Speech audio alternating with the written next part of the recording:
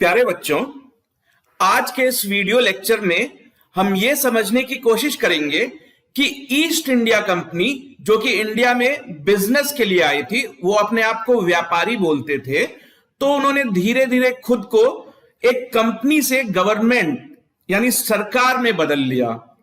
तो जैसा कि हम आज कहते हैं कि हमारे ऊपर ब्रिटिशर्स ने या अंग्रेजों ने राज किया था, तो वो राज या जो गवर्नमेंट रूल आप कह सकते हो कि ब्रिटिश ने हमारे ऊपर रूल किया, वो एक्चुअली 1757 से स्टार्ट माना जाता है। जबकि ये जो अंग्रेज थे ये हमारे कंट्री में, हमारे देश में काफी पहले ही आ गए थे।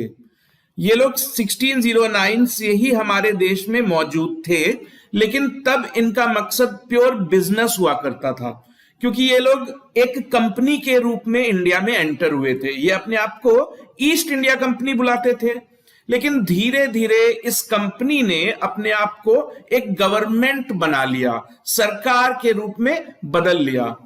तो ये जो ट्रांसफॉर्मेशन हुआ था, ये बदलाव जो था ना, ये बैटल ऑफ पलासी के बाद से शुरू हुआ था। तो बैटल ऑफ पलासी जैसा कि आप जानते हो 1757 में, तो बैटल ऑफ पलासी में क्या हुआ था, ये जो ईस्ट इंडिया कंपनी थी, इन्होंने बंगाल के नवाब और जो मुगल एम्परर थे उस वक्त, जो शाह आलम टू, इन दोनों की कंबाइंड आर्मी को हरा दिया था। तो उसके बाद से क्या हुआ कि कंपनी धीरे धीरे गवर्नमेंट में बदलने लगी खुद को।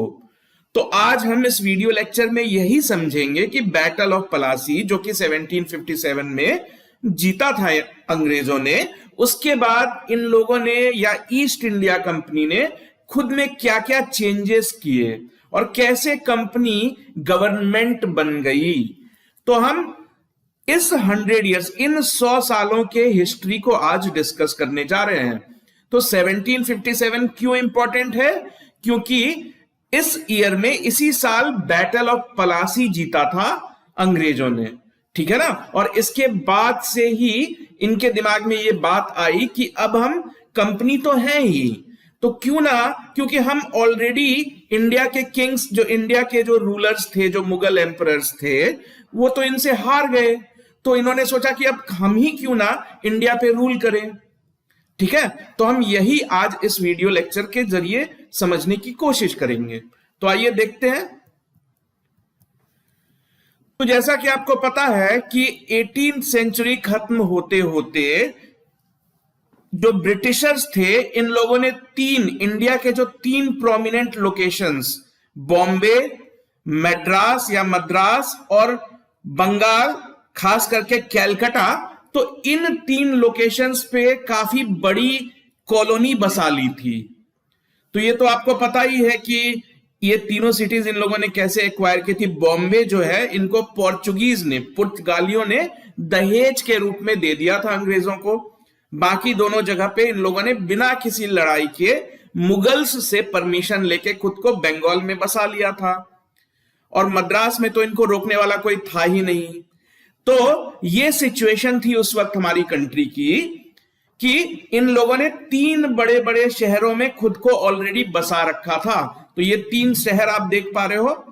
तो इसका ये मतलब नहीं है कि सिर्फ इन्हीं 3 शहरों में ये लोकेटेड थे। तो जब आप बॉम्बे कहते हो, तो इन्होंने प्रेसिडेंसी नाम की एरियाज मार्क कर रखे होते थे। देखो, पूरी कंट्री को इन लोगों ने 3 प्रेसिडेंसीज में बांट रखा था। तो ये पूरा हिस्सा आप देख पा रहे हो, इसको ये बॉम्बे प्रेसिडेंसी कहते थे। उसी तरीके से मद्रास और बंगाल प्रेसिडेंसी। लेकिन इनका जो 3 मेन लोकेशन था, वो ये 3 शहर हुआ करते थे। तो धीरे धीरे ये तीनों शहर जो है ना, साइज में काफी बड़े हो गए। स्टार्टिंग में ये बिल्कुल एकदम गांव टाइप हुआ करते थे, विलेजेस हुआ करते थे, लेकिन देखते ही देखते 50-60 सालों में बड़े बड़े शहरों में बदल गए ये। और उसके बाद बारी आई बैटल ऑफ पलासी की। तो बैटल ऑफ पलासी, जैसा कि हम ऑलरेडी डिस्कस कर चुके हैं, 1757 में अंग्रेजों ने जीता। और बैटल ऑफ पलासी जीतने के बाद से ही उनके दिमाग में एक ख्याल आने लगा कि क्यों ना हम खुद को एक कंपनी से एक गवर्नमेंट के रूप में बदल दें। तो इस जैसे ही बैटल ऑफ पलासी का युद्ध जो है, ये जो बैटल खत्म होता है ना, तो इसके बाद ही अंग्रेजों ने कुछ पॉलिसीज लाई, कुछ एक्ट्स या कुछ रूल्स लाए। जब तक आप कुछ रूल वगैरह नहीं लाओगे, कुछ एक्ट्स नहीं पास करोगे, तब तक आप खुद को गवर्नमेंट डिक्लेयर नहीं कर सकते हो ना। आप तो एक कंपनी हो, तो कंपनी से गवर्नमेंट में बदलने के लिए कुछ रूल्स, कुछ पॉलिसीज इन लोगों ने अप्लाई करी इंडिया पे। तो आइए देखते हैं। तो बैटल ऑफ पलासी जो है, उसमें अंग्रेजों की तरफ से जो सबसे सामने फोर फ्रंट पे जो उनका सेनापति था, वो था रॉबर्ट क्लाइव। तो आप कह सकते हो कि ये जो बैटल ऑफ पलासी की लड़ाई अंग्रेजों ने जीती थी, उसका पूरा क्रेडिट रॉबर्ट क्लाइव को जाता है। तो बैटल ऑफ पलासी के बाद क्या हुआ कि रॉबर्ट क्लाइव को ही बंगाल का गवर्नर बना दिया गया, ठीक है ना। तो बैटल ऑफ पलासी 1757 में इन्होंने जीता। तो जीतने के जस्ट बाद, इमीडिएटली बाद, रॉबर्ट क्लाइव बन गया क्या, बंगाल का गवर्नर। और अगले 3 सालों तक ये वहां का गवर्नर रहा। लेकिन देखो बैटल ऑफ पलासी में क्या हुआ था। बैटल ऑफ पलासी में जो राजा था या नवाब था गवर्नर बंगाल का, सिराजुद्दौला, उसको अंग्रेजों ने हटा दिया था। सिराजुद्दौला तो हार गया था ना। तो सिराजुद्दौला नवाब था बंगाल का, वो भी हारा था। और उसके साथ जो मुगल एम्परर थे, मुगल बादशाह शाह आलम II, वो भी हार गए थे। तो सिराजुद्दौला को हटा के मीर जाफर को नवाब बना दिया गया था। तो आप कह सकते हो कि बैटल ऑफ प्लासी के बाद मीर जाफर बंगाल का नवाब बन गया था। तो रॉबर्ट क्लाइव क्या था, उस नवाब के अंडर गवर्नर का रोल प्ले करता था, यानी वो खुद तो गवर्नर बन गया और सिराजुद्दौला को हटा के मीर जाफर को नवाब बना दिया। और शुरुआती सालों में देखो 3 सालों तक ये ऐसा ही रहा, यानी कि मीर जाफर जो है वो नवाब का काम देख रहा था और रॉबर्ट क्लाइव क्या था, गवर्नर कहलाता था बंगाल का। और इन दोनों ने मिलके शुरू के सालों में बंगाल को खूब लूटा, सिर्फ पैसे बनाने में ही इनका इंटरेस्ट था। तो ये देखो रॉबर्ट क्लाइव जो है ना, इसको बंगाल का गवर्नर बनने का मौका 2 बार दिया गया, क्योंकि एक गवर्नर कौन बनेगा, कौन बंगाल का गवर्नर बनेगा, कौन मद्रास का गवर्नर बनेगा, ये सारे डिसीजंस जो है ना वो ईस्ट इंडिया कंपनी लिया करती थी। तो ईस्ट इंडिया कंपनी क्या किया करती थी ना कि अपने होम कंट्री में यानी ब्रिटेन में ही एग्जाम्स लिया करती थी, एग्जाम्स कंडक्ट करती थी। तो एग्जाम कंडक्ट करती थी, जैसे आज हमारे कंट्री में एग्जाम्स होते हैं, आईएएस के एग्जाम्स होते हैं, आर्मी के एग्जाम्स होते हैं। तो वैसे ही ये जो कंपनी थी एग्जाम कंडक्ट करके वहां से ऑफिसर्स को सेलेक्ट करती थी और फिर उनको इंडिया भेज देती थी। किसी को बंगाल का गवर्नर बना देती थी, किसी को बॉम्बे का बना देती थी। तो ये सिस्टम था। तो रॉबर्ट क्लाइव जो है इसको 2 बार बंगाल का गवर्नर बनाया गया।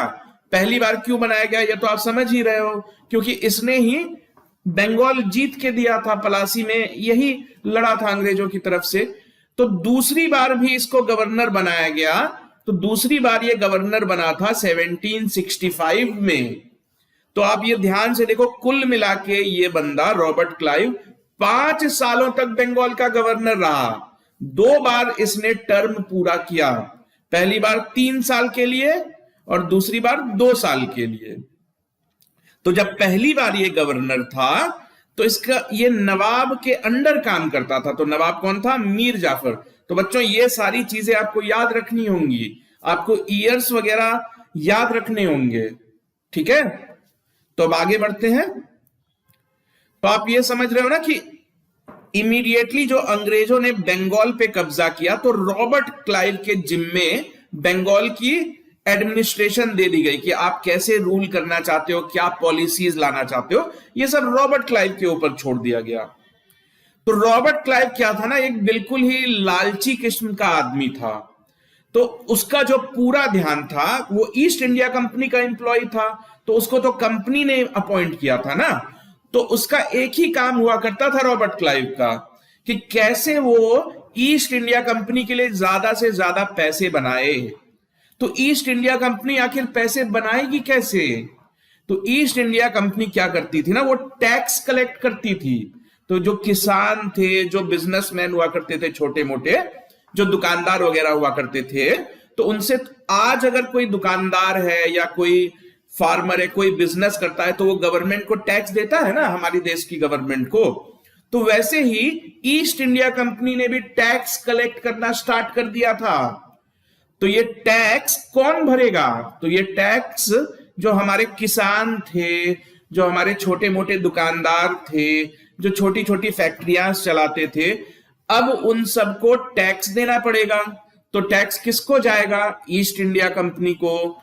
तो ये जो रॉबर्ट क्लाइव है, इसका एक ही काम था, इसका काम ये नहीं था, इसको इससे कोई मतलब नहीं था कि बंगाल के लोगों को कैसे फायदा पहुंचाया जाए, कैसे उनके लाइफ में मतलब इंप्रूवमेंट किया जाए, इसमें इसका कोई ध्यान नहीं था। इसका पूरा ध्यान था कि मेरी कंपनी ईस्ट इंडिया कंपनी कैसे ज्यादा से ज्यादा प्रॉफिट बनाए।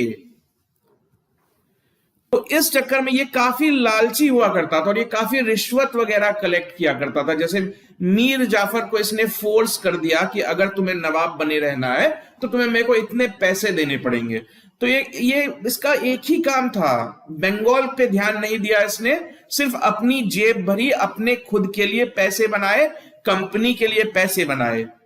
तो 3 साल के बाद इसको वापस ब्रिटेन बुला लिया गया, क्योंकि क्या हुआ ना कि वहां पे लोगों को ये खबर पता चलने लगी कि देखो रॉबर्ट क्लाइव जो है काफी करप्शन कर रहा है, तो बिल्कुल कंपनी को नुकसान पहुंचा रहा है, कंपनी की रेप्यूटेशन को नुकसान पहुंचा रहा है।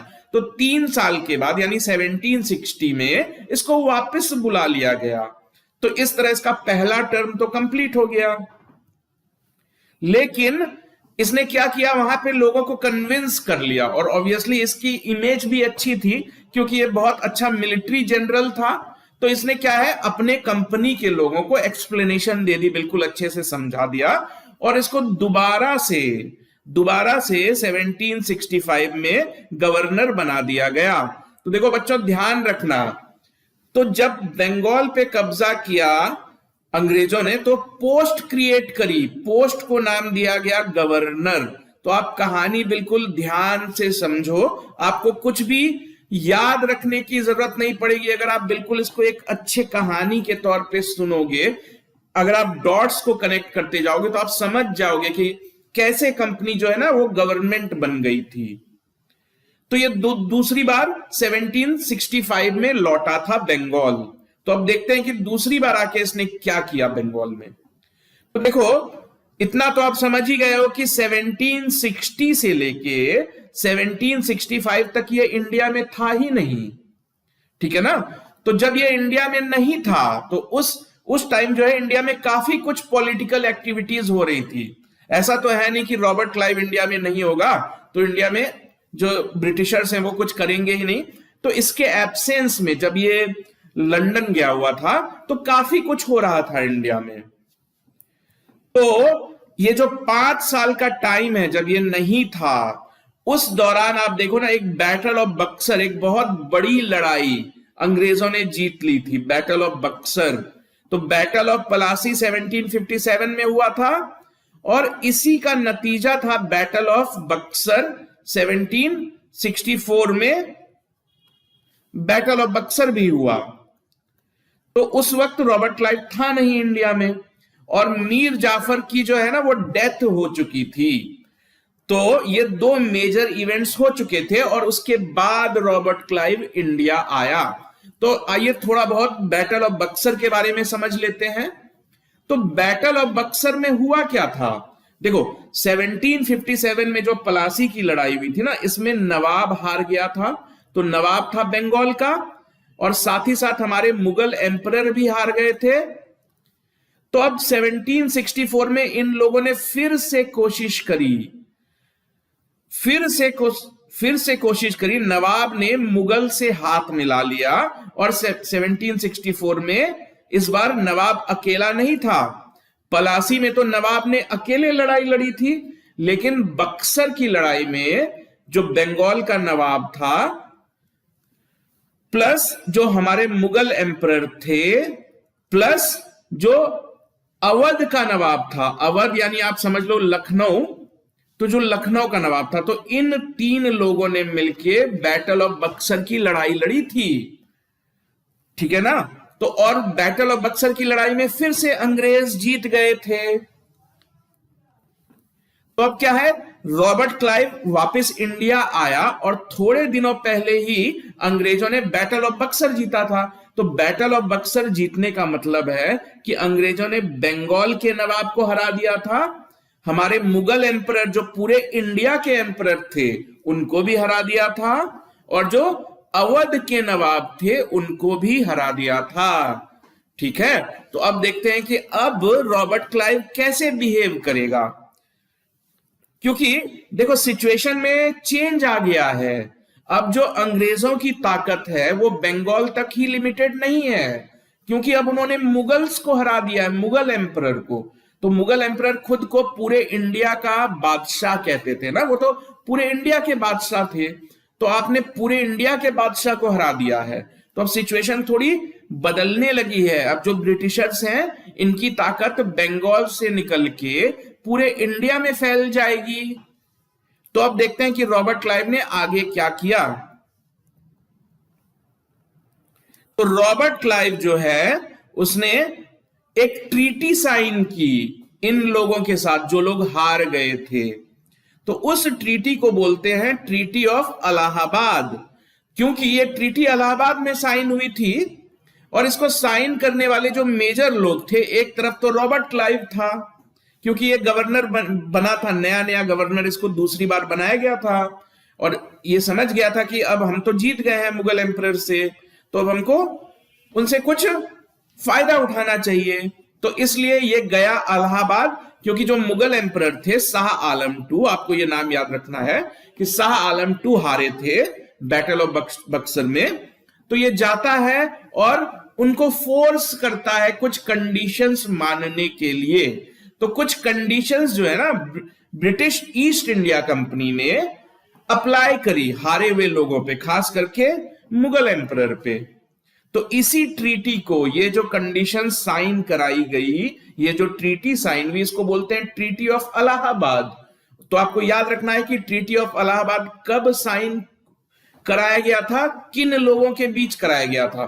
तो 1765 में। और किन लोगों के बीच, एक तरफ रॉबर्ट क्लाइव था, दूसरी तरफ हमारे इंडियंस थे। तो इंडियंस में मुगल एम्परर थे और अवध का नवाब था, क्योंकि जो बंगाल का नवाब था ना वो बक्सर में हारने के बाद चला गया, कहीं चला गया। उसके बाद लोगों ने उसकी जानकारी नहीं ली, हिस्टोरियंस को बहुत ज्यादा पता नहीं है। तो हारे तो 3 लोग थे, लेकिन इलाहाबाद की ट्रीटी में 2 लोगों को शामिल किया गया था। ये अवध का नवाब है, ये हमारे मुगल एम्परर है, और ये रॉबर्ट क्लाइव है। तो आइए समझते हैं कि ये जो ट्रीटी साइन हुई थी तो इसमें क्या क्या कंडीशंस रखी गई थी, ठीक है ना, ब्रिटिशर्स की तरफ से। तो देखो, जो अवध का नवाब था, अवध की कैपिटल हुआ करती थी लखनऊ।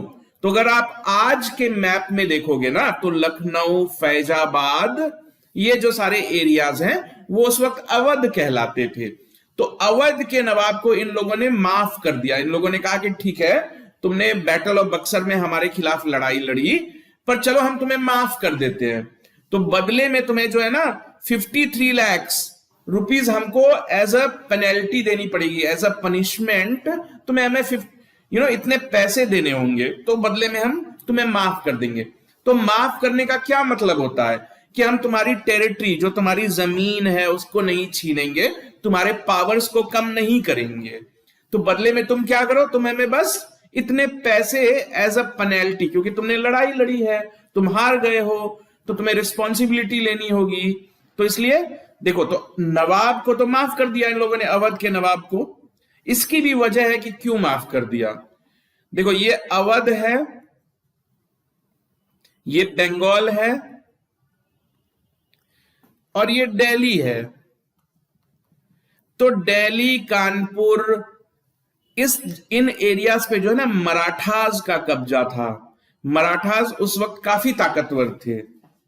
जब तक अंग्रेजों ने खुल के अपना असली रूप नहीं दिखाया था, तब तक सबको यही लग रहा था कि मराठास जो है ना वो अगले बड़े रूलर के रूप में आएंगे आगे, क्योंकि मुगल्स तो बिल्कुल कमजोर हो गए थे। तो जो इंडिया में जो जनरल परसेप्शन था, जो जनरल फीलिंग थी कि हाँ भाई मराठास ही सबसे ताकतवर है, तो अवध को इसलिए माफ कर दिया गया क्योंकि अगर अवध को कैप्चर कर लेते ना ब्रिटिशर्स, तो ब्रिटिश और मराठा में लड़ाई हो जाती, दोनों पड़ोसी बन जाती, नेबर्स। तो आप तो जानते ही हो कि जो दो पड़ोसी होते हैं उनमें अक्सर लड़ाई हो जाती है। तो जो ब्रिटिशर्स थे वो नहीं चाहते थे कि मराठास जो है उनसे उनका बॉर्डर कॉमन बॉर्डर हो जाए, यानी कि दोनों पड़ोसी बन जाए, ये वो नहीं चाहते थे।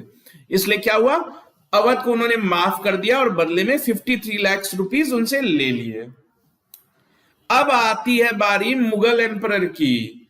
तो मुगल एम्परर से इन लोगों ने दीवानी राइट्स मांग ली। देखो, दीवानी राइट का मतलब होता है कि जैसे गवर्नमेंट क्या करती है, गवर्नमेंट अगर रोड बनाती है या ब्रिजेस बनाती है तो उसके लिए गवर्नमेंट को पैसे चाहिए ना। तो गवर्नमेंट को अगर आप ध्यान से सोचोगे कि गवर्नमेंट कहते किसे हैं या गवर्नमेंट होती क्या है, तो गवर्नमेंट के दो तीन मेजर फंक्शंस होते हैं। तो वो दो तीन मेजर फंक्शंस क्या होते हैं, तो गवर्नमेंट एक तो पब्लिक से टैक्स कलेक्ट करती है, तो टैक्स कलेक्ट करेगी तभी तो पैसे आएंगे गवर्नमेंट के पास। तो गवर्नमेंट का एक बहुत बड़ा काम होता है टैक्स कलेक्ट करना। और क्या करती है गवर्नमेंट, तो गवर्नमेंट तो लोगों का ध्यान भी रखती है ना कि कहां पे रोड बनाए जाएंगे, कहां पे ब्रिजेस बनाई जाएंगी, कहां पे पुलिस स्टेशन बनेंगे। तो गवर्नमेंट के दो मेजर रोल्स होते हैं, एक तो वो टैक्स कलेक्ट कर रही है और दूसरा लोगों को रूल कर रही है, गवर्न कर रही है। आपके ऊपर गवर्नमेंट का रूल है, प्रशासन है। तो दीवानी राइट का यही मतलब होता है कि आप टैक्स कलेक्ट करो और आप लोगों का ध्यान रखो, प्रशासन, एडमिनिस्ट्रेशन, रोडे बनवाओ, जरूरत पड़े ब्रिज बनवाओ। तो ये राइट, दीवानी राइट जो है ना, अंग्रेजों ने कहा मुगल एम्परर को कि आप हमको दे दो। तो ये ट्रीटी ऑफ इलाहाबाद में एक क्लॉज ऐड किया गया, एक शर्त रखी गई। तो कहां की दीवानी राइट ले ली अंग्रेजों ने, बंगाल की। तो उस वक्त का जो बंगाल था, तो वो आज का बंगाल से, जो आज अगर आप बंगाल का मैप देखोगे उससे कहीं बड़ा था उस वक्त का बंगाल, क्योंकि उस वक्त के बंगाल में आज का बंगाल तो था ही था, साथ ही साथ जो आज का उड़ीसा है, आज का बिहार, आज का झारखंड और हमारा जो बांग्लादेश अलग हो गया, ये सारे के सारे उस वक्त बंगाल सूबा कहलाते थे। तो इतने बड़े एरिया पे एक तरह से सोचो तो एक ट्रीटी के through, just treaty of Allahabad के थ्रू अंग्रेजों ने इतने बड़े एरिया को अपने अंडर ले लिया। तो टैक्स भी आप ही कलेक्ट करोगे, गवर्नमेंट भी आप ही चलाओगे, तो बन गए ना आप गवर्नमेंट। तो ऐसे ही तो कंपनी गवर्नमेंट बन गई। तो बदले में कंपनी ने कहा कि आप ये सारे काम हमको करने दो, टैक्स भी हम ही कलेक्ट करेंगे और गवर्नमेंट का रोल भी हम ही प्ले करेंगे। बदले में हम आपको हर साल 26 लाख रुपए आपके खजाने में जमा कर दिया करेंगे। तो ये कंडीशन ट्रीटी ऑफ इलाहाबाद में साइन की गई, मतलब दोनों ने मान लिया इस चीज को, मुगल एम्परर ने भी मान लिया और कंपनी तो चाहती ही थी। अब देखो, तो नवाब क्या करेगा फिर, बंगाल का नवाब करेगा क्या, वो क्या करेगा जब सारे काम कंपनी ही करेगी। तो नवाब जो था बंगाल का, उसके हाथों में भी थोड़ी बहुत पावर रहने दी गई, ठीक है ना। तो उसके हाथों में जुडिशियल फंक्शंस यानी जो न्याय, जैसे आप आज कोर्ट जाते हो, आपको अगर कोई केस लड़ना होता है तो केस कैसे लड़ते हो, पहले आप कोर्ट जाओगे, कोर्ट में केस फाइल करोगे, वहां पे जजेस होंगे। तो ये जो सारे जो पावर्स थे, ये सारी पावर्स जो है ना नवाब के पास रहने दी गई। क्यों, क्योंकि इससे पैसे तो बनते हैं नहीं, अंग्रेजों को तो पैसे से मतलब है। आप लोगों को न्याय देके वो अमीर तो बन नहीं सकते, प्रॉफिट वाला काम तो है नहीं ये।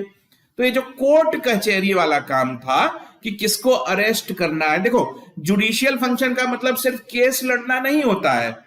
जो पुलिस होती है वो भी तो एक तरह से लॉ एंड ऑर्डर मेंटेन करने के लिए होती है ना। तो लॉ एंड ऑर्डर मेंटेन करना, कोर्ट कचहरी वगैरह का काम, तो ये जो जितनी पावर्स थी ये नवाब के पास ही रहने दी गई। तो आप ध्यान से सोचो तो ये हुआ क्या, तो बंगाल तो एक ही है लेकिन उस पर राज करने वाले दो दो हो गए, एक तो कंपनी हो गई और दूसरा नवाब हो गया। तो अब दो अलग अलग तरह की सरकारें जो है ना वो बंगाल में देखने को मिल रही थी। एक कंपनी जो सिर्फ प्रॉफिट बनाएगी, सिर्फ पैसे कमाने वाले काम करेगी और थोड़ा बहुत गवर्नमेंट का रोल प्ले करेगी, और एक हमारे बंगाल के नवाब जो कि कोर्ट कचहरी का काम देखेंगे, पुलिस वगैरह को संभालेंगे, क्योंकि पुलिस कोर्ट कचहरी इससे कंपनी का प्रॉफिट तो बनना नहीं है। तो ये सारे जो नॉन प्रॉफिट वाले काम थे ये बंगाल के नवाब को थमा दिए इन लोगों ने। तो ये अगर आप समझ रहे हो तो ये जो दो सेट ऑफ गवर्नमेंट बन गई ना, कि एक चीज कंपनी देख रही है और थोड़ा बहुत जो काम है वो नवाब देख रहे हैं, तो इसको बोलते हैं dual system of government. Dual मतलब दो, और हिंदी में इसका नाम दिया गया द्वैध शासन। द्वैध यानी दो दो अलग अलग तरह के लोग। तो दिस इज, ये है डुअल सिस्टम ऑफ गवर्नमेंट। तो कई बार क्वेश्चन पूछा जाएगा आपसे कि डुअल सिस्टम ऑफ गवर्नमेंट किसने अप्लाई किया, तो कौन कर रहा है ये सब? ये सब रॉबर्ट क्लाइव कर रहा है ना, उसने ही तो ट्रीटी ऑफ इलाहाबाद साइन कराई है ना। तो रॉबर्ट क्लाइव ने ये अप्लाई किया, कहां अप्लाई किया? बंगाल में किया। देखो पूरे कंट्री में नहीं किया है अभी तक, बंगाल में हो रहा है ये। तो ये कब स्टार्ट हुआ? तो 1765 में स्टार्ट हुआ। तो अब देखते हैं कि ये जो डुअल गवर्नमेंट है, जिसको द्वैध शासन भी बोलेंगे, तो इस दौरान मतलब जब ये डुअल गवर्नमेंट थी तो बंगाल में क्या हालात थे, व्हाट मतलब चल क्या रहा था उस वक्त बंगाल में, देखते हैं। तो सबसे बड़ी चीज जो आपको याद रखनी है बच्चों कि डुअल गवर्नमेंट स्टार्ट किसने की? तो रॉबर्ट क्लाइव ने। और कब की? तो 1765 में। कैसे की? तो ट्रीटी ऑफ इलाहाबाद के थ्रू की।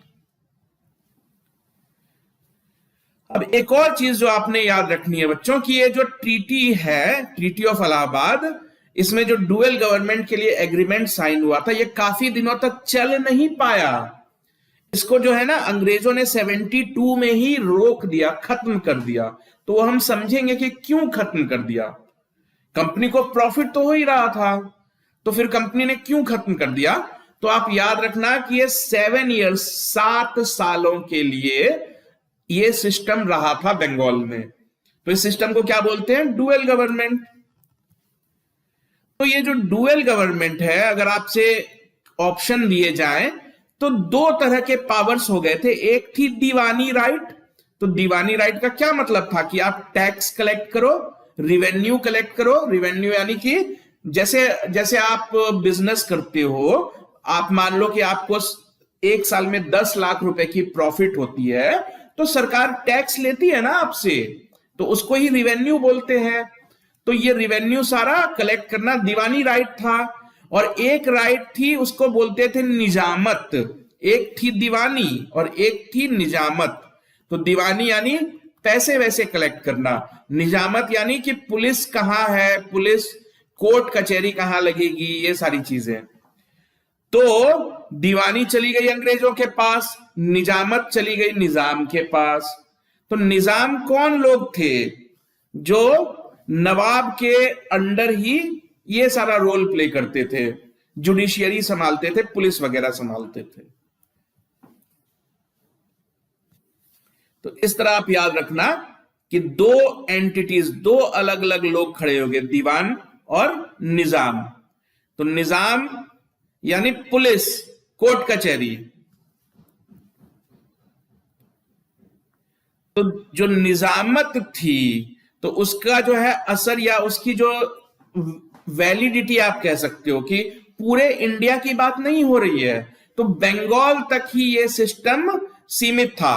तो दूर से देखने में क्या लगेगा, लोगों को क्या लगेगा? मान लो अगर लॉ एंड ऑर्डर बंगाल का खराब हो जाता है, या मान लो कि कुछ बुरा होता है लोगों के साथ, तो लोग तो अपने निजाम को ही ब्लेम करेंगे ना, क्योंकि या लोगों को अगर जस्टिस नहीं मिलती है, कुछ भी होता है, क्योंकि कंपनी ने बहुत हल्का काम अपने हाथ में ले रखा था, रिवेन्यू कलेक्ट करने का, तो उसके लिए तो पब्लिक कभी उसको ब्लेम नहीं कर सकती ना। मान लो अगर बंगाल में कुछ अगर बाढ़ आ जाए या सूखा हो जाए, लोगों को खाना ना मिले, तो लोग किसको ब्लेम करेंगे? लोग निजाम को ब्लेम करेंगे, कंपनी को कैसे ब्लेम करेंगे? कंपनी तो बोलेगी कि देखो मेरा काम ये थोड़ी ना है, मेरा काम तो टैक्स कलेक्ट करना है। तो इस तरह कंपनी क्या करती थी ना, वो अपनी जिम्मेदारियों से बचना चाहती थी। वो चाहती थी कि हम सिर्फ प्रॉफिट बनाए, और अगर कुछ भी गड़बड़ हो, कुछ भी बंगाल में अगर मिस गवर्नेंस होती है, तो इसका सारा ब्लेम जो है वो नवाब के ऊपर चला जाए। जबकि ग्राउंड रियलिटी ये थी कि जो पुलिस और कोर्ट कचहरी है उसमें भी ब्रिटिशर्स का कब्जा होने लगा था धीरे धीरे। तो कहने के लिए दो अलग अलग गवर्नमेंट्स थी, ध्यान से देखा जाए तो ब्रिटिशर्स ही दोनों को कंट्रोल करते थे, बस ब्लेम अपने सर पे नहीं लेना चाहते थे। तो ये था हमारा डुअल गवर्नमेंट। तो अब ये डुअल गवर्नमेंट जैसा कि हमने डिस्कस किया काफी ज्यादा दिनों तक चला नहीं। 1765 से स्टार्ट किया गया था इसको, लेकिन जो है ना 1772 में ही ब्रिटिशर्स ने फैसला लिया कि नहीं बहुत हो गया, अब हम ये दो गवर्नमेंट का सिस्टम आगे नहीं चलाएंगे। तो ऐसा क्यों किया ब्रिटिशर्स ने? तो पहली बात तो आप ये समझ लो कि अगर आपसे कोई पूछेगा तो आप बिल्कुल बोलोगे कि हाँ भाई डुअल गवर्नमेंट जो है उसको एक फेलियर माना जाता है, फेल हो गया ये, तभी तो 7 साल के बाद जो है गवर्नमेंट को इसको रोकना पड़ गया। तो क्यों फेल हो गया ये? क्योंकि जब ये 7 सालों का पीरियड था ना डुअल गवर्नमेंट का, तो काफी करप्शन बढ़ गया था, जिसको जहां मौका मिलता था वो पैसे बना लेता था।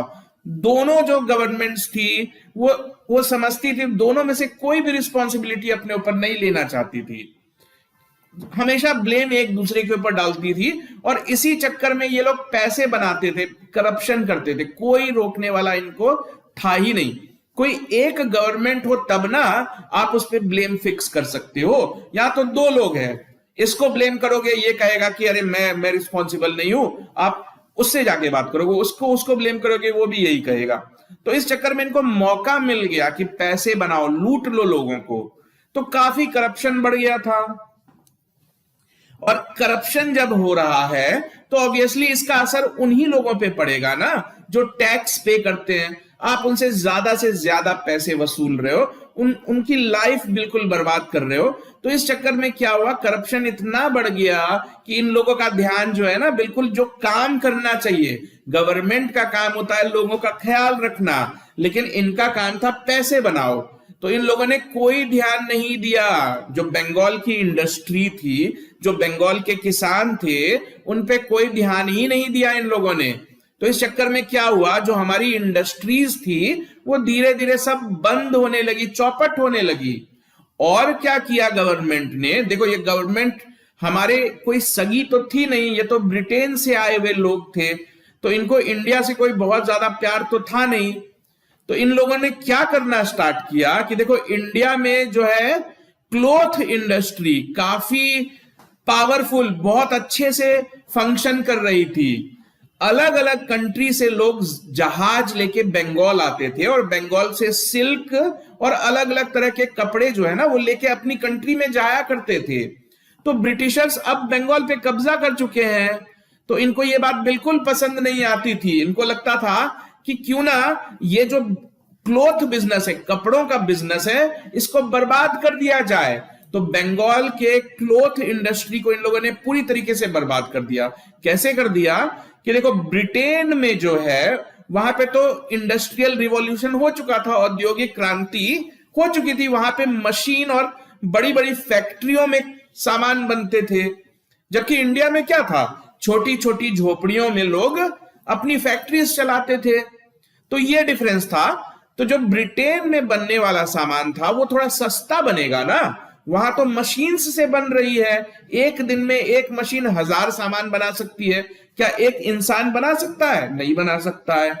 तो इसलिए जो ब्रिटेन में बनते थे कपड़े वो सस्ते होते थे, तो ये लोग क्या करते थे, ब्रिटेन से कपड़े भर भर के लाते थे और इंडिया के मार्केट्स में सप्लाई कर देते थे। तो जब सस्ते कपड़े मिल रहे हैं मार्केट में, वो भी मशीन के बने हुए, तो इंडिया के कपड़े कौन खरीदेगा। तो इस तरह धीरे धीरे इन लोगों ने जो है ना बंगाल की सारी इंडस्ट्रीज को बर्बाद कर दिया। तो ये काम है गवर्नमेंट का। गवर्नमेंट तो उल्टा बर्बाद ही कर रही है लोगों को। और एग्रीकल्चर भी पूरी तरीके से डिस्ट्रॉय कर दिया इन लोगों ने। कैसे कर दिया, जो फार्मर्स हैं हमारे, उनसे आप ज्यादा से ज्यादा टैक्स ले रहे हो, तो उनके पास तो पैसे बचे ही नहीं। तो जब उनके पास पैसे ही नहीं है तो वो कहां से, देखो फार्मर को तो जो है, जो किसान होते हैं हमारे, उनको भी तो थोड़े पैसे खर्चने होते हैं ना खेती करने के लिए। उनको बीज वगैरह खरीदनी होती है, सीड्स खरीदते हैं, तभी तो वो जो क्रॉप्स वगैरह हमारे बनेंगे, वो सीड्स डालेंगे, फर्टिलाइजर्स डालेंगे, तो उसके लिए पैसे चाहिए ना। तो अब ब्रिटिशर्स तो इतने टैक्स लगा रहे हैं उनके ऊपर कि उनके पास पैसा ही नहीं बच रहा है। तो पैसा है नहीं बेचारे फार्मर्स के पास, तो कहां से अपनी खेती कर पाएंगे। तो आप देख रहे हो ना डुअल गवर्नमेंट ने क्या किया, पूरी तरीके से बंगाल को चौपट कर दिया।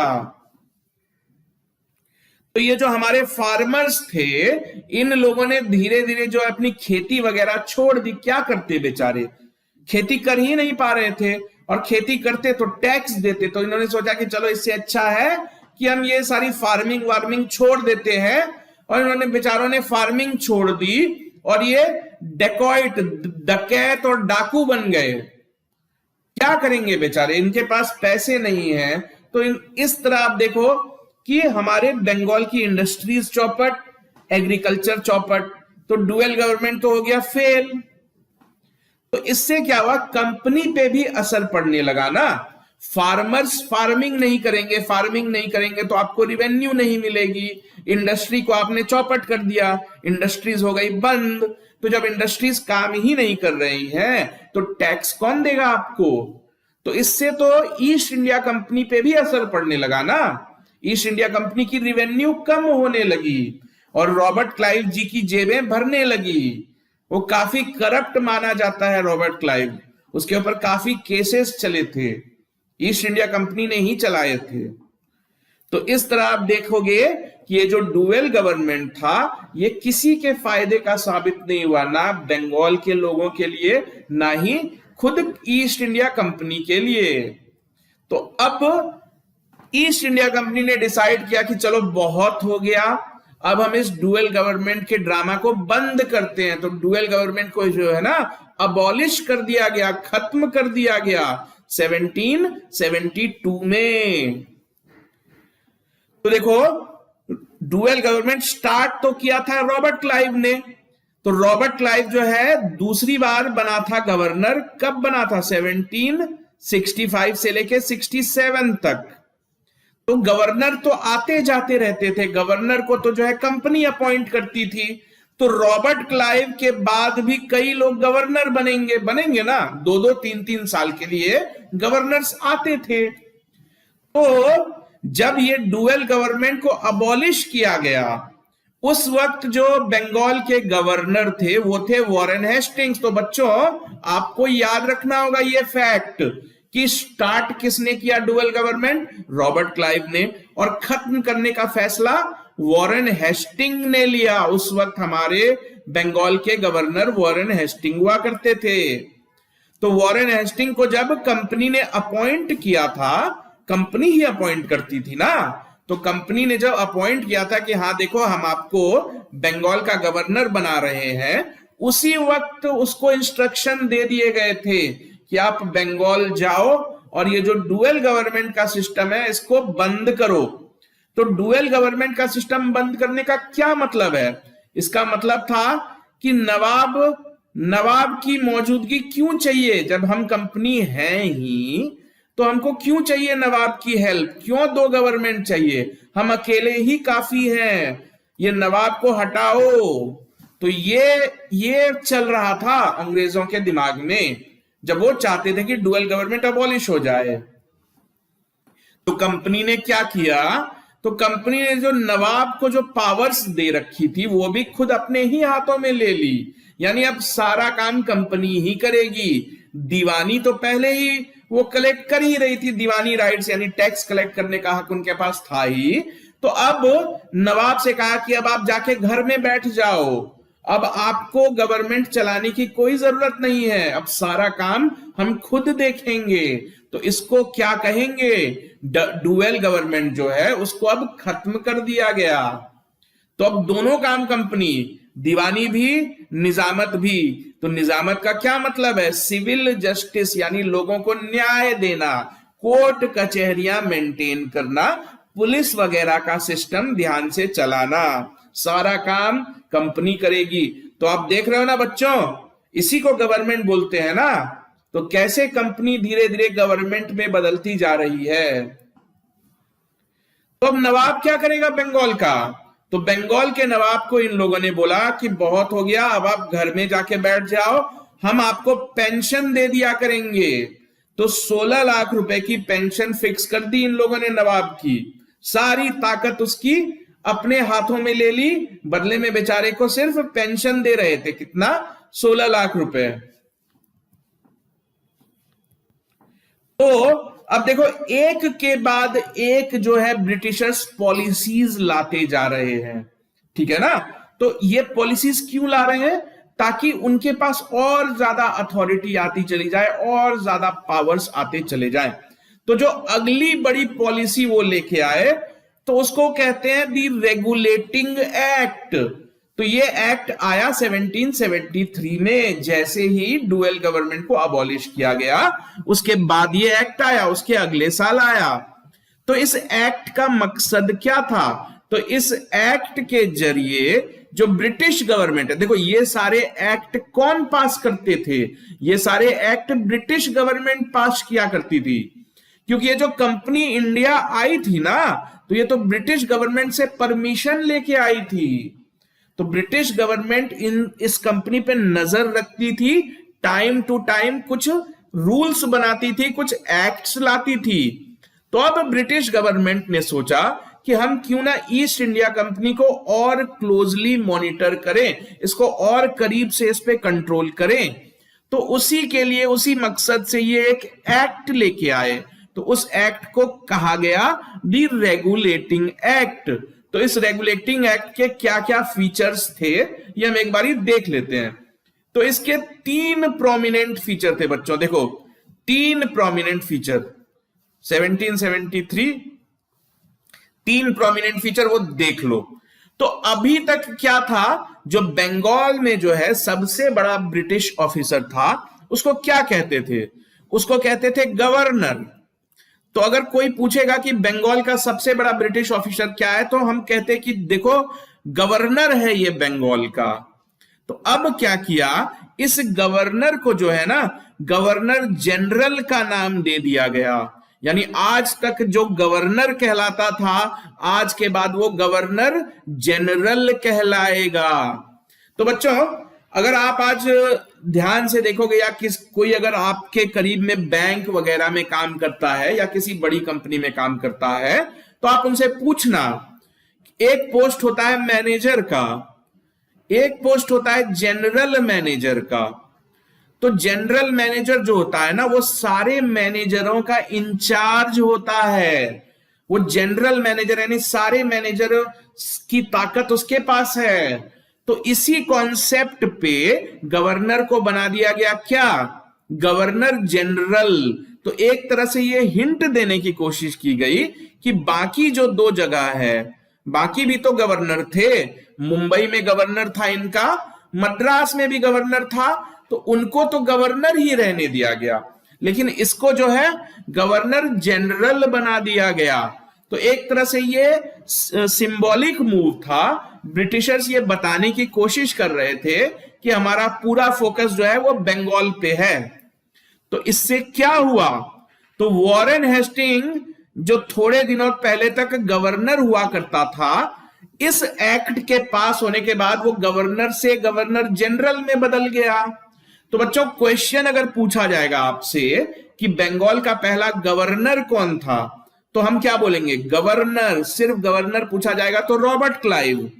और गवर्नर जनरल अगर पूछा जाएगा तो हमको बोलना होगा वॉरेन हेस्टिंग। तो ये वो बंदा है जो थोड़े दिनों तक गवर्नर रहा और उसके बाद गवर्नर जनरल में बदल गया। तो ये पहली प्रोविजन थी रेगुलेटिंग एक्ट की। दूसरी प्रोविजन थी कि ये जो गवर्नर जनरल बन गया अभी अभी, तो इसको हेल्प करने के लिए 4 और लोग होंगे, 4 और लोग अपॉइंट किए जाएंगे। तो ये सारी जो अपॉइंटमेंट होगी ये करेगी तो कंपनी ही, लेकिन ये डायरेक्शन ब्रिटिश गवर्नमेंट दे रही है कंपनी को कि आप ऐसा ऐसा काम करो। तो हमारे गवर्नर जनरल हो गए सबसे ऊपर। तो गवर्नर जनरल का काम क्या है, उसको तो नई नई पॉलिसीज बनानी है ना, बंगाल के लिए भी और बाकी इंडिया के लिए भी जहां जहां वो कैप्चर कर रहे हैं। तो एक अकेला इंसान तो सब कुछ नहीं कर सकता ना। तो आज अगर आप ध्यान से देखोगे तो आज हमारी गवर्नमेंट में एक प्राइम मिनिस्टर होते हैं। तो प्राइम मिनिस्टर सारा कुछ अकेले तो मैनेज नहीं करते ना, हमारे पास कई तरह के मिनिस्टर्स होते हैं। एग्रीकल्चर मिनिस्टर होते हैं, रेलवे मिनिस्टर होते हैं, डिफेंस मिनिस्टर होते हैं। तो वैसे ही गवर्नर जनरल को हेल्प करने के लिए 4 लोगों को अपॉइंट करने को कहा गया। तो अब देखो 5 लोग हो गए ना, एक हो गए गवर्नर जनरल और उसके अंडर 4 लोग। तो इन 5 लोगों ने मिलके एक कैबिनेट, एक सरकार का रूप ले लिया। तो इसी कैबिनेट को, इसी स्ट्रक्चर को गवर्नर जनरल एग्जीक्यूटिव काउंसिल का नाम दिया गया। ठीक है, आप समझ पा रहे हो बच्चों कि कैसे कैसे चेंजेस आ रहे हैं, कंपनी कैसे खुद को गवर्नमेंट में बदलती चली जा रही है। और जो तीसरी मेजर डिसीजन ली गई थी रेगुलेटिंग एक्ट के जरिए वो ये थी कि अब देखो इन लोगों ने क्या किया था, इन लोगों ने डुअल गवर्नमेंट के बाद अपने हाथ में जस्टिस ले लिया था ना, कि अब हम ही जस्टिस भी करेंगे, सारा कुछ हम करेंगे। तो अब जस्टिस करेंगे, लोगों को जस्टिस देंगे, कैसे देंगे? तो इसके लिए सुप्रीम कोर्ट बनाया इन लोगों ने कैलकाटा में, क्योंकि कैलकाटा को ही सबसे ज्यादा इंपॉर्टेंस दे रहे थे, ये बंगाल को दे रहे थे। तो बंगाल में कैलकाटा में इन लोगों ने खुद को प्रोमिनेंटली स्टैब्लिश कर रखा था। तो ये सारी चीजें बच्चों आपको धीरे धीरे डॉट के थ्रू कनेक्ट होती चली जाएंगी। 1773 में रेगुलेटिंग एक्ट आया, 72 में इन लोगों ने जुडिशियरी अपने हाथ में ले ली थी, जस्टिस देने की ताकत। तो उसके लिए कोर्ट बनाया। कोर्ट कब बनाया? 1774 में बनाया। तो ऐसे याद करो बच्चों कि तुम्हारे दिमाग पे ज्यादा स्ट्रेस ना हो। तो इसको एक कहानी के रूप में समझो, ध्यान से सुनो। एक बार में नहीं समझ पाओ तो दोबारा वीडियो चलाओ। तो याद करना एक अलग चीज होती है, समझना एक अलग चीज होती है। तो अगर आप समझोगे बच्चों तो आपको याद नहीं करना पड़ेगा। बच्चों अगला जो मेजर पॉलिसी चेंज ये लेके आए वो था पिट्स इंडिया एक्ट 1784। तो पिट्स इंडिया एक्ट विलियम पिट के नाम के ऊपर दिया गया था। तो विलियम पिट कौन थे? तो उस वक्त के प्राइम मिनिस्टर थे ब्रिटेन के जब ये एक्ट आया था। तो ये जो प्राइम मिनिस्टर थे ब्रिटेन के, ये काफी वरीड थे, काफी चिंता में थे, क्योंकि इनको न्यूज मिलती थी कि ईस्ट इंडिया कंपनी जो है इंडिया में जाके सिर्फ करप्शन में लगी हुई है, गवर्नेंस पे बिल्कुल ध्यान नहीं है उनका। वो मतलब लोगों का ख्याल रखने के बजाय करप्शन कर रहे हैं। तो इस प्राइम मिनिस्टर का पूरा ध्यान था कि कैसे मैं कुछ ऐसा लॉ लाऊं ताकि जो है east India company directly British के गवर्नमेंट के कंट्रोल में चली जाए। कंट्रोल करना एक बात होता है, उस पर नजर बनाए रखना एक अलग चीज होती है। तो अभी तक क्या है कि ईस्ट इंडिया कंपनी ही सारे डिसीजंस लेती है ना, कि बैटल ऑफ प्लासी में जाना है, बैटल ऑफ बक्सर लड़ना है, ट्रीटी साइन करनी है वगैरह। तो अब ये पिट्स इंडिया एक्ट के जरिए चाहते थे कि हम कंट्रोल करें कंपनी को। तो देखते हैं क्या हुआ। तो कंट्रोल करने के लिए कुछ प्रोविजंस लाए गए। तो जो पहली प्रोविजन थी वो थी कि 2 नए बोर्ड बनाए गए। तो ये 2 बोर्ड क्या थे? तो कंपनी को कंट्रोल करने की मकसद से 2 बोर्ड बनाए गए थे। एक बोर्ड था कोर्ट ऑफ डायरेक्टर्स, दूसरा था बोर्ड ऑफ कंट्रोल। बट ये बोर्ड्स थे क्या? तो ये बोर्ड बनाने का मकसद था कि ब्रिटिश गवर्नमेंट का मानना था कि 2 अलग चीजें होती है। एक बिजनेस करना एक अलग चीज है और गवर्नमेंट चलाना दूसरी चीज है। तो जब आप बिजनेस चलाते हो तो आपको पूरा ध्यान बिजनेस चलाने पे रखना चाहिए। जब आप गवर्नमेंट का रोल प्ले करते हो तो आपका पूरा ध्यान गवर्नमेंट चलाने पे होना चाहिए। तो इसलिए ब्रिटिश गवर्नमेंट ने सोचा कि हम दो नए बोर्ड बना देते हैं। एक बोर्ड सिर्फ बिजनेस पे ध्यान देगी, यानी प्रॉफिट हो रही है नहीं हो रही है, फैक्ट्री खोलनी है कहां खोलनी है, और जो दूसरी बोर्ड है वो गवर्नमेंट वाले रोल पे ध्यान देगी। गवर्नमेंट का रोल क्या होता है, कौन सा लॉ लाना है, किससे ट्रीटी साइन करनी है, किससे लड़ाई लड़नी है। तो इस एक्ट के जरिए इन दो चीजों में फर्क किया गया। पहली बार ब्रिटिश पार्लियामेंट ने फर्क किया कि कमर्शियल काम अलग और पॉलिटिकल काम अलग। कमर्शियल काम क्या, यानी बिजनेस से जुड़ा हुआ काम। पॉलिटिकल काम क्या, ट्रीटी साइन करनी हो, लड़ाई लड़नी हो, तो वो पॉलिटिकल काम है। तो दो नए बोर्ड बनाए गए। तो जो पॉलिटिकल काम था उस पे कंट्रोल बनाए रखने के लिए बोर्ड ऑफ कंट्रोल बनाया गया। कंट्रोल से ही आप समझ रहे हो ना, क्या कंट्रोल करना ज्यादा जरूरी है, पॉलिटिकल अफेयर्स। तो उसको कंट्रोल करेगा कौन, बोर्ड ऑफ कंट्रोल। किस चीज को, तो पॉलिटिकल अफेयर्स को। जबकि कंपनी के अफेयर्स यानी बिजनेस कैसे करना है, प्रॉफिट कहां कैसे कमाना है, ये सारी चीजें देखेगा कौन, कोर्ट ऑफ डायरेक्टर्स। तो आज भी हमारे बड़ी बड़ी कंपनीज में डायरेक्टर कहलाते हैं ना लोग, जो बड़े बड़े पोस्ट पे होते हैं, डिसीजंस लेते हैं, वो डायरेक्टर कहलाते हैं। तो यहीं से ये सारी चीजें आई हैं। तो देख रहे हो ना, कंट्रोल करने के लिए दो बोर्ड बना दिए गए।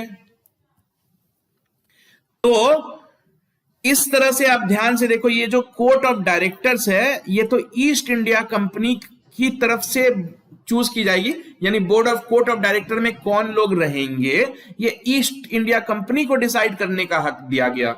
जबकि बोर्ड ऑफ कंट्रोल में कौन रहेगा ये ब्रिटिश गवर्नमेंट डिसाइड करती। तो इस तरह से हो गया ना ब्रिटिश गवर्नमेंट का कंट्रोल। जो दूसरी प्रोविजन थी वो थी कि गवर्नर जनरल की जो काउंसिल थी उसमें बदलाव किया गया। तो हमने देखा था कि रेगुलेटिंग एक्ट के जरिए एक गवर्नर जनरल बनाया गया था, उसके अंडर 4 लोग रखे गए थे और इसी को नाम दिया गया था गवर्नर जनरल की काउंसिल। तो अब इस काउंसिल में चेंजेस कर दिए गए। तो क्या थे वो चेंजेस, गवर्नर जनरल की काउंसिल जो है, गवर्नर जनरल के अंडर पहले 4 लोग थे ना, तो अब 3 ही लोग रह गए, एक पोजीशन को हटा दिया गया। तो इन 3 लोगों में से एक को कमांडर इन चीफ भी बनाया जाना था। तो एक तो हो गया गवर्नर जनरल, उसके नीचे 3 लोग, इन्हीं तीनों में से एक जो है पूरी ब्रिटिश आर्मी का। देखो ब्रिटिश आर्मी 2 तरह की आर्मी थी उस वक्त, एक तो कंपनी की खुद की आर्मी थी और एक जो ब्रिटिश गवर्नमेंट की आर्मी होती है। इन दोनों में फर्क होता है। तो इन दोनों आर्मीज के जो सबसे बड़े कमांडर होंगे वो इसी 3 में से कोई एक होगा। और तीसरी जो पावर दे दी गई गवर्नर जनरल को, वीटो पावर की। तो देखो बच्चों, वीटो पावर क्या होती है, ये वर्ड जो है ना, आपको जब भी आप प्रिपरेशन करोगे किसी एग्जाम की, तो ना सिर्फ हिस्ट्री में बल्कि आपको जो है सिविक्स बोल लो या पॉलिटी बोल लो, उसमें भी ये वर्ड सुनने को मिलेगा। तो वीटो का मतलब होता है कि मेजॉरिटी, कुछ लोगों ने मिल के डिसाइड किया। मान लो 10 लोग हैं, एक फैमिली है, एक फैमिली में 10 लोग हैं और उन 10 में से एक दादाजी हैं, हमारे दादाजी। तो अगर 10 लोगों ने मिलकर डिसाइड किया कि हम 2 चीजें हैं, फिल्म देखेंगे या हम डिनर करने कहीं जाएंगे, ठीक है, तो सबने मिलकर डिसाइड किया कि हम फिल्म देखेंगे, सबने मेजॉरिटी से डिसाइड किया। तभी दादाजी आएंगे, बोलेंगे कि नहीं नहीं चलो हम डिनर करते हैं। तो दादाजी जो है सबके मेजॉरिटी से लिए गए डिसीजन को बदल देंगे। तो मेजॉरिटी कुछ भी डिसाइड करे तो वीटो पावर दे दी गई गवर्नर जनरल को। तो वीटो पावर का मतलब होता है कि मेजॉरिटी से लिए गए डिसीजन को बदल देना, फैसला पलट देना। तो ये पावर दे दी गई गवर्नर जनरल को कि भले ही तुम्हारे अंडर जो लोग हैं वो कुछ भी डिसाइड करें, तुम फाइनली जो चाहोगे वही होगा। तो वीटो पावर का मतलब आप समझ गए। जो तीसरी बड़ी डिसीजन ली गई वो ये थी कि बंगाल की जो प्रेसिडेंसी है उसको बाकी दोनों प्रेसिडेंसी से ऊपर की पोजीशन दे दी जाए, उसको सुप्रीम बना दिया जाए। तो उस वक्त तो तीन प्रेसिडेंसीज थी ना इंडिया में, जो मेजर ब्रिटिशर्स ने बना रखी थी वो तीन प्रेसिडेंसीज बना रखी थी। एक इनका बंगाल था, एक मद्रास और एक बॉम्बे। तो अब इनका पूरा फोकस तो बंगाल पे चला गया था। तो इस चीज को क्लियर करने के लिए, इस चीज को हाईलाइट करने के लिए इन लोगों ने क्या किया, जो प्रेसिडेंसी ऑफ बंगाल थी उसको सुपीरियर डिक्लेयर कर दिया कि बॉम्बे और मद्रास से सुपीरियर है। सुपीरियर होने का क्या मतलब होता है कि अब आप फैसले लोगे इन दोनों के बिहाफ पे भी आप फैसले ले सकते हो, इनके फैसलों को आप पलट भी सकते हो। तो रिवेन्यू से जुड़ा हुआ कोई मामला हो, वॉर लड़ाई लड़ने का मामला हो, डिप्लोमेटिक कोई भी तरह की पॉलिटिकल बातें हो, तो मुंबई और मद्रास को कंट्रोल कर सकता था बंगाल की जो प्रेसिडेंसी थी। अब तो इस तरह से ध्यान से अगर आप सोचोगे तो एक तरह से बिल्कुल ये डिक्लेयर करने जैसा था कि कैलकाटा जो है, इनफैक्ट लॉ में उन्होंने लिख दिया, लॉ में ये वर्ड यूज किया उन लोगों ने कि ब्रिटिश पोजेशन। तो ब्रिटिश पोजेशन का क्या मतलब होता है, ब्रिटेन की संपत्ति। तो इन लोगों ने डिक्लेयर कर दिया कि हमारा जो कुछ भी इंडिया में है, जो कुछ भी हमारी संपत्ति है, किसकी संपत्ति, ईस्ट इंडिया कंपनी की संपत्ति, तो हम डिक्लेयर करते हैं कि कैलकाटा ही हमारा कैपिटल है। क्योंकि इसलिए इन लोगों ने प्रेसिडेंसी को सुप्रीम बना रखा था। तो देखो इसी एक्ट में कैलकाटा को कैपिटल डिक्लेयर किया। तो किस चीज का कैपिटल भाई, किस चीज का, तो ब्रिटिश पोजेशंस का कैपिटल। तो ये वर्ड यूज किया गया था कि ब्रिटेन की संपत्ति है भारत। तो ये याद रखोगे आप बच्चों कि सबसे पहली बार ब्रिटिश पोजेशंस इन इंडिया, ये लैंग्वेज, ये लाइन किस एक्ट में, कैसे अंग्रेजों ने बताया दुनिया को कि ब्रिटेन का हिस्सा है भारत, तो पिट्स इंडिया एक्ट के जरिए। तो अब क्या है, सब कुछ ठीक चल रहा है, बंगाल में कब्जा कर लिया है इन लोगों ने, बड़े बड़े लॉज ले आए हैं। तो अब इनका ध्यान जाता है रिवेन्यू की तरफ। पैसे चाहिए भाई, पैसे कौन देगा, तो जो फार्मर्स हैं, पीजेंट्स हैं, वो देंगे। तो अब इसके लिए ये लेके आए परमानेंट सेटलमेंट ऑफ बंगाल।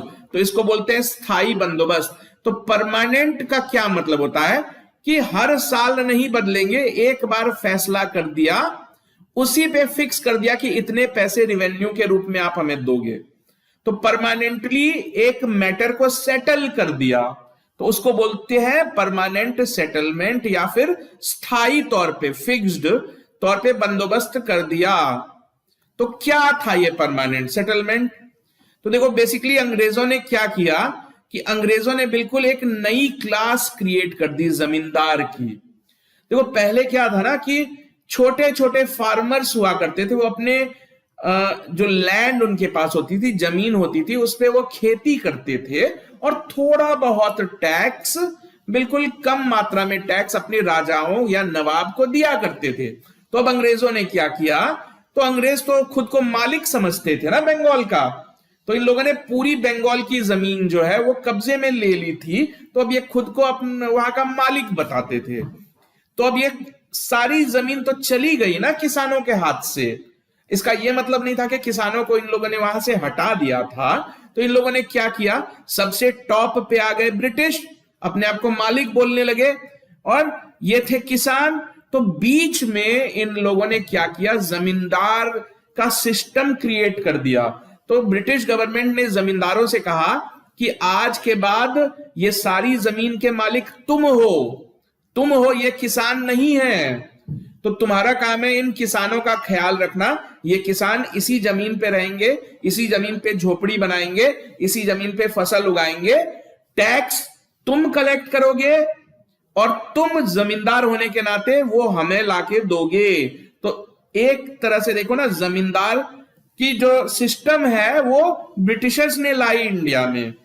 तो आपको याद रखना है बच्चों कि ये कब हुआ, तो ये हुआ 1793 में। तो किसने करा ये? कोई तो होगा ना डिसीजन लेने वाला। तो उस वक्त गवर्नर जनरल जो था बंगाल का, वो था लॉर्ड कॉर्नवालिस। तो आपने याद रखना है बच्चों, किसने अप्लाई किया ये? तो लॉर्ड कॉर्नवालिस ने। कब अप्लाई किया? तो 1793 में। ये तो आप समझ ही गए कि ये सिस्टम था क्या।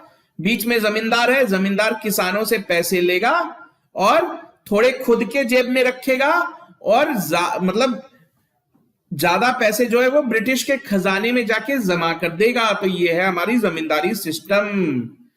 तो देखो, इसका ये मतलब नहीं है कि ये जो जमींदार है ये हमेशा के लिए जमींदार है। ये तभी तक जमींदार रहेगा जब तक ये गवर्नमेंट को टैक्स पहुंचा रहा है। तो ये था सिस्टम। तो एक तरह से देखो तो परमानेंटली जमींदारों को जमीन दे दी गई कि अगर आप रिवेन्यू देते हो, टाइम पे चुका देते हो किसानों से लेके, तो आप ही मालिक हो इस जमीन के। तो परमानेंटली ये जमीन आप ही रखो। तो यही है परमानेंट सेटलमेंट। इसका यह मतलब नहीं था कि जमींदार की जमीन हमेशा के लिए हो गई। एक कंडीशन थी ना कि आपको जो हमने फिक्स किया है वो रिवेन्यू आप लाके हर महीने ब्रिटिश खजाने में जमा करोगे। जिस महीने आप ये नहीं कर पाओगे तो हम आपको हटा के किसी और को जमींदार बना देंगे। और ब्रिटिशर्स ने फिक्स कर रखा था, यानी अगर इसको बोला था कि आप 5,000 रुपए दोगे हर महीने, तो फिक्स कर दिया था। ये नहीं कि हर साल बदलते थे। तो सारी चीजें फिक्स थी, हर जमींदार के लिए फिक्स था। और ये भी कह दिया गया था कि फ्यूचर में इसको हम नहीं बढ़ाएंगे। तो 1793 में अगर कह दिया गया कि 5,000 रुपए देने हैं, तो जब तक अगला ऑर्डर नहीं आएगा आप 5,000 रुपए ही फिक्स मान के चलो। तो सिस्टम ये था बच्चों कि ये जमींदार जो भी कलेक्ट करते थे उसको 11 हिस्सों में तोड़ देते थे। तो जैसे मान लो कि 11,000 कलेक्ट करेंगे ये, तो 11 हिस्सों में तोड़ देंगे। तो एक हिस्सा खुद के पास रखते थे, 1/11 खुद के पास रखते थे। बाकी 10 हिस्से जाके ब्रिटिश ट्रेजरी में जमा कर देते थे। तो आपको याद रखना, ये क्वेश्चन कई बार पूछा गया है कि कितना हिस्सा जमींदार ब्रिटिश ट्रेजरी में जमा करते थे। तो 11 हिस्सों में से 10 हिस्से ब्रिटिश ट्रेजरी में चले गए, एक हिस्सा जमींदार ने अपनी जेब में रख लिया। ये था जमींदारी सिस्टम। और ये जो रिवेन्यू वसूलते थे फार्मर्स से, ये ब्रिटेन में लगने वाले टैक्स से भी ज्यादा था। तो ब्रिटिशर सिर्फ लूट ही रहे थे इंडिया को और कुछ नहीं कर रहे थे। तो जो सोचो, ब्रिटेन इतनी प्रॉस्परस कंट्री थी, इतनी खुशहाल कंट्री थी, वहां के किसान से भी ज्यादा टैक्स हमारे किसानों से ले लिया जाता था। तो ये सारी कुछ पॉलिसीज हैं। तो अब देखो, एक जमींदार है तो उस जमींदार के अंडर कई किसान भी तो हैं। तो एक जमींदार को पता तो होना चाहिए कि उसकी जमीन पे कौन कौन किसान रहते हैं, कौन कौन खेती करते हैं। तो इसके लिए जमींदार जो है वो अपने लेवल पे हर किसान को एक पट्टा दिया करता था। इसलिए इसको पट्टेदारी सिस्टम भी कभी कभी बोल दिया जाता है। तो उस पट्टे में किसान का नाम लिखा होता था, उसको कितनी जमीन मिली ये लिखा होता था, और ये भी लिखा होता था कि बदले में वो कितना टैक्स चुकाया करेगा।